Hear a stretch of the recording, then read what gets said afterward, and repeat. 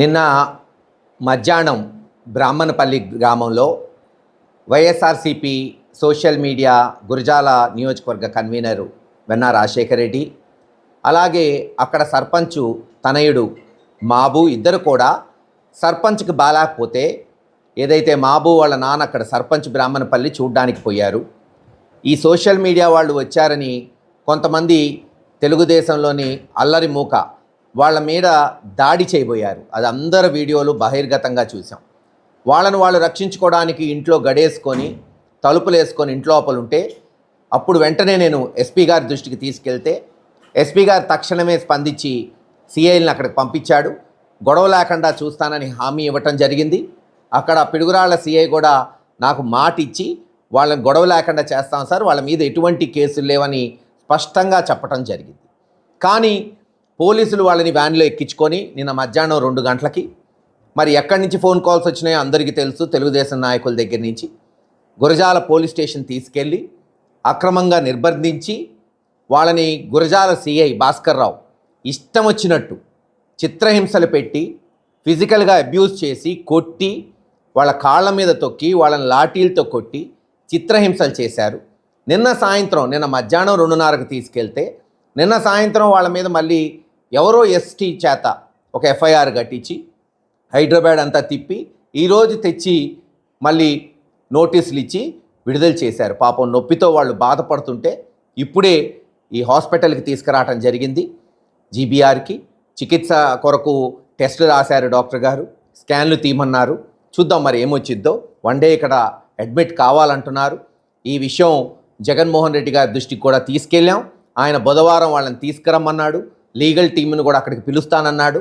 Lawyers అందరినీ, ఏదైతే YSRCP legal team ఉందో వాళ్ళతో చర్చించి ఎవరైతే అక్రమంగా ఈ సోషల్ మీడియా వాళ్ళని కొట్టారో, సిఐ భాస్కర్ రావు ఇతర పోలీసు ఎవరైతే దాంట్లో పాలు పంచుకున్నారో మరి వాళ్ళ మీద ఎటువంటి చర్యలు ఉంటాయో జగన్మోహన్ రెడ్డి గారు ఆ లాయర్స్తో డిస్కస్ చేస్తానని చెప్పారు. అంతేకాదు, ఇంకా అన్యాయం ఏంటంటే ఈ సోషల్ మీడియా వాళ్ళని బెదిరించటం. మీరు కనుక మేము కొట్టామని చెప్తే మీ మీద గంజాయి కేసు పెడతాం, రేప్ కేసు పెడతాం, మర్డర్ కేసు పెడతాం. ఒకటే చెప్తున్నా పోలీస్ వారికి, ఏ ప్రభుత్వం శాశ్వతం కాదు. మీరేదో అనుకుంటున్నారేమో, ఈ ప్రభుత్వం వచ్చింది ఓ 10 ఏళ్ళు 20 ఏళ్ళు ఉంటుందండి. 5 ఏళ్లే ఏ ప్రభుత్వానికి ఇచ్చినా టైము. జగన్మోహన్ రెడ్డి గారు మళ్ళీ ఖచ్చితంగా వస్తాడు, గుర్తుపెట్టుకోండి. ఆ రోజున మీరు ఎన్ని కేసులు పెడితే అన్నిటికి 10 రెట్లు కేసులు ఏ ప్రభుత్వం అయినా పెట్టచ్చు.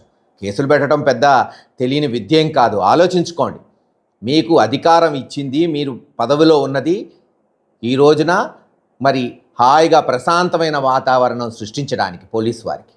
మీరు ఉద్యోగాల్లో ఉంది, చేయండి. ఎస్, నిజంగా ఎవరన్నా వైఎస్ఆర్సీపీ నాయకులు తప్పు చేశారు, గొడవలు పెట్టుకున్నారు, లేదా ఎక్కడన్నా అఘాయిత్యాలు చేశారు, చట్టపరంగా చర్యలు తీసుకోండి, ఎవరు కాపాడం. కానీ అమాయకుల్ని, అన్యాయంగా యువకుల్ని తీసుకెళ్ళి బెదిరిస్తామంటే బెదిరిపోయే పార్టీ కాదు వైఎస్ఆర్సీపీ, జగన్మోహన్ రెడ్డి గారు.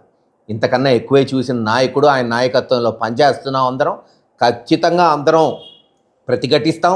ప్రజాస్వామ్య పద్ధతిలో మేము అవసరమైతే రోడ్డు మీదకి వస్తాం, కోర్టులకు పోయి కేసులు వేస్తాం. ఏదైనా సరే అన్యాయం జరిగితే ఉపేక్షించేదే లేదని మరొకసారి తెలియజేస్తున్నాం. రేపు బుధవారం తప్పకుండా వీళ్ళని జగన్మోహన్ రెడ్డి గారి దగ్గరికి తీసుకెళ్ళటం జరుగుతుంది. తదుపరి చర్యలు ఏమేం చేయాలి, ఎలా చేయాలి, ఇలా అక్రమంగా కొట్టిన సిఐ భాస్కర్ రావుని, లేదు ఇంకెవరెవరు పోలీసులు దాంట్లో పాలు పంచుకున్నారు, అవన్నీ కూడా డీటెయిల్స్ మరి లీగల్ టీంకి ఇవ్వటం జరుగుతుంది. తదుపరి చర్యలు ఎలా ఉంటాయో మా అధ్యక్షుడు ఆయన నిర్ణయం ప్రకారం అందరం కూడా చేసుకుంటూ పోతాం. మరోసారి చెప్తున్నాం, అక్రమంగా కేసులు పెట్టినా కొట్టినా తప్పకుండా ప్రజాస్వామ్య పద్ధతిలో మాకున్న హక్కుల్ని హైకోర్టు ద్వారా కావచ్చు, ఇతర కోర్టుల ద్వారా కావచ్చు తేల్చుకోవడానికి వైఎస్ఆర్సీపీ పార్టీ ప్రతి నాయకుడు, గల్లీ వరకు ప్రతి నాయకుడు సమాయత్తంగా ఉన్నామని తెలియచేస్తున్నాం. త్వరలోనే డీజీపీ గారిని, అవసరమైతే ఐజీలని, ఎస్పీని కలిసి కూడా వాళ్ళ దృష్టికి గురజాల పోలీస్ స్టేషన్లో జరుగుతున్న అన్యాయాన్ని వాళ్ళ దృష్టికి తీసుకెళ్ళడానికి మేమందరం కూడా పూనుకుంటామని తెలియజేసుకుంటూ సెలవు తీసుకుంటాం.